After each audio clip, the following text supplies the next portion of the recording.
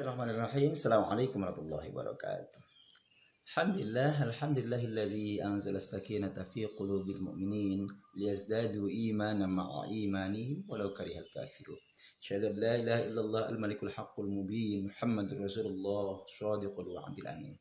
Amma ba'du faqad qala ta'ala a'udzu billahi minasy syaithanir rajim. Bismillahirrahmanirrahim. Falyastajibu li wal yu'minu bi la'allahum yarshudun. Shadaqallahu ta'ala.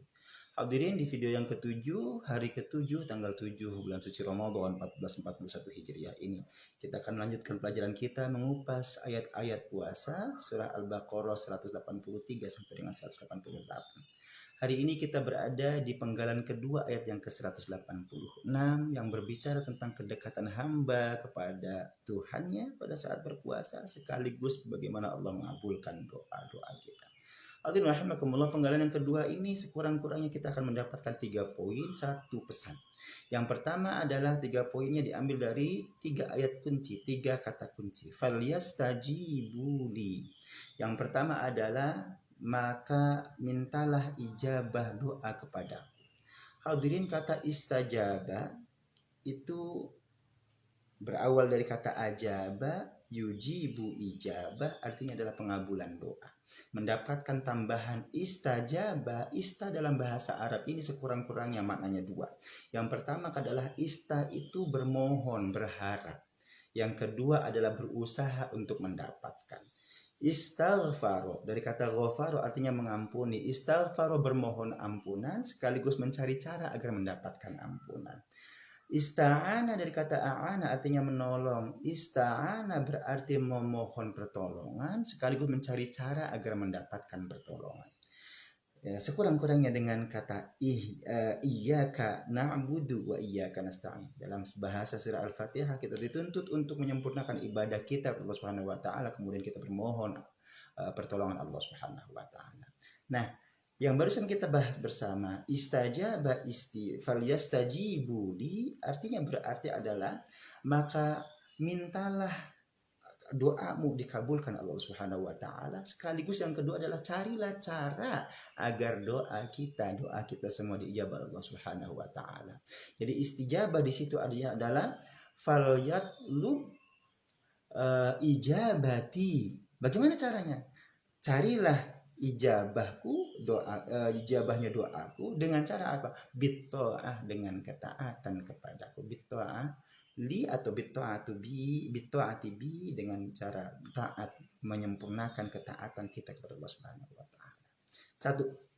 1. Yang kedua adalah falyastajibu li wal yu'minu bi, dan berimanlah kepadaku. Artinya apa ini? Percayalah sungguh-sungguh bahwa doa kita ini Allah akan kabulkan.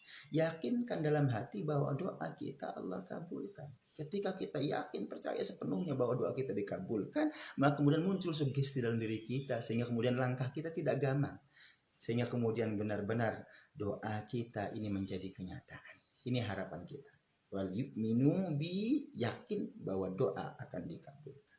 Hadirin rahimakumullah, yang terakhir adalah kata kuncinya la'allahum yarshudun, semoga mereka semua mendapatkan ar-rusyd, yakni al-hidayah. Ar-rusyd adalah al-hidayah, yakni petunjuk Allah Subhanahu wa taala, hidayah Allah Subhanahu wa taala. Hadirin rahimakumullah, ini menarik kalau kita tarik dari ayat-ayat sebelumnya. Kenapa Allah menutup ayat 186 ini dengan bahasa semoga kalian mendapatkan hidayah? Kalau kita rangkai ayat dari ayat yang pertama berkenaan dengan puasa 123, Allah menetapkan kewajiban puasa kepada kita semua. Kemudian setelah kita berpuasa, kita kemudian dituntun oleh Al-Quran, oleh Allah, surah ayat berikutnya untuk kita semakin dekat dengan Allah melalui ayat-ayat suci, yakni banyak tadarus Al-Quran dan menggali isi kandungannya. Kemudian kita juga dituntun oleh Al-Quran untuk bertakbir, membesarkan, mengagungkan Allah Subhanahu wa taala, dan sekaligus bersyukur pada Allah Subhanahu wa taala. Lalu bagian akhir yang kemarin kita pelajari adalah kita bermunajat, berdoa kepada Allah Subhanahu wa taala. Itu endingnya, semua yang kita lakukan ini endingnya adalah la'allahum yarshudun, agar kita kemudian semua mendapatkan hidayah Allah Subhanahu wa taala. Itu artinya berarti seluruh rangkaian ibadah yang kita lakukan itu adalah cara yang Allah tuntun untuk kita lakukan agar mendapatkan hidayah Allah Subhanahu wa taala. Karena memang hak prerogatifnya Allah. Hidayah itu hak sepenuhnya adalah hak milik Allah Subhanahu wa taala. Kita hanya berusaha, kita hanya bisa mencarinya.